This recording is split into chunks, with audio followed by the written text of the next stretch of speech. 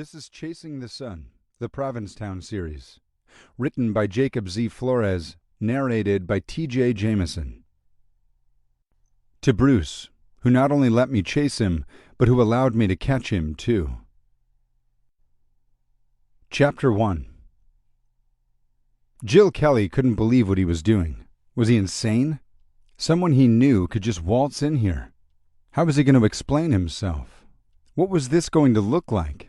Well, he'd look like a crazy old fool, that was for sure, and after everything he'd put his family through, he should know a lot better. Was that going to stop him, though? No. The allure proved too much. It had been too many months since he felt the comfort of another's body. Though he could flee this place and the potential ridicule, the hardness elongating within his khaki trousers trumped his concerns for self-preservation. A far stronger need held him fast in its sweaty embrace.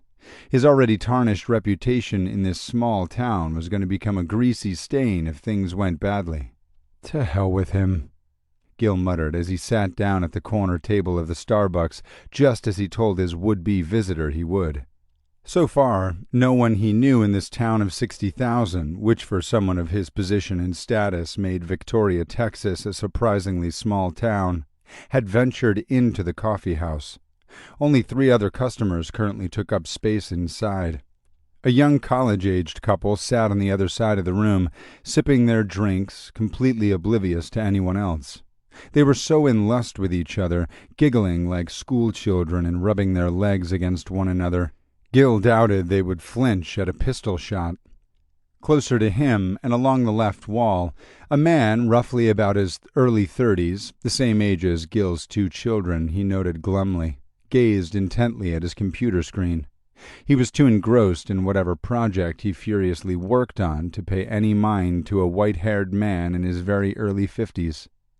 Gil might as well be invisible, which suited him just fine. It was just past 1 in the afternoon, and he scheduled the rendezvous for 1:30.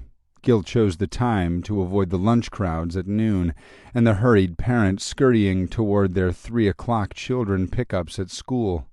Gil glanced at his watch, hoping the gesture would somehow rush time along. He was disappointed to find only a minute had passed, and he cursed himself for getting there so early. Why had he done that again? He had entertained the idea of arriving late or sitting in his car to see who sat down at the agreed-upon table. After all, he knew nothing about this person except that his screen name was Visiting, and from the picture the man sent, he had probably the most gorgeous ass Gil had ever seen. Based on the supple flesh in the picture, Visiting guy was some years younger than him, which was hot. But did the body attached to the ass belong to someone resembling Steve Buscemi or Steve McQueen? He might be hard up, but he wasn't Steve Buscemi hard up. At least not for a few weeks yet.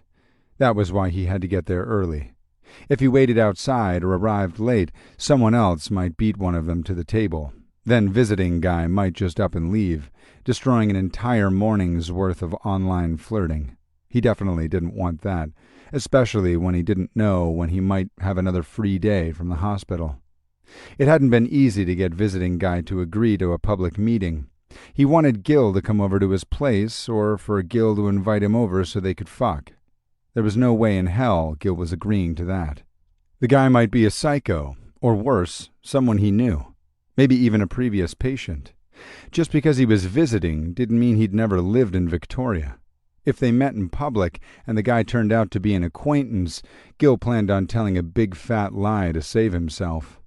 Visiting guy didn't know what he looked like, since he never sent him a photo of his face. He sent a cockshot instead, so there was no way for him to be identified that way. The acquaintance might not buy the lie, but it was plausible enough to save him some embarrassment, unless someone who knew about his past happened to see them together. Then all bets were off. Besides, he'd read enough articles about the dangers of meeting strangers in private locales to prevent him from being that reckless, no matter how horned up he was.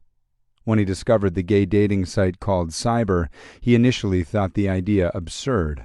What had happened to getting to know someone over a few drinks? Then he realized he'd never done that before either, at least not with another man. And what did he do then? Well, being the good academic he... To keep listening to this audiobook, I've left you a link in the description so you can do it, at no cost thanks to Audible's 30-day free trial.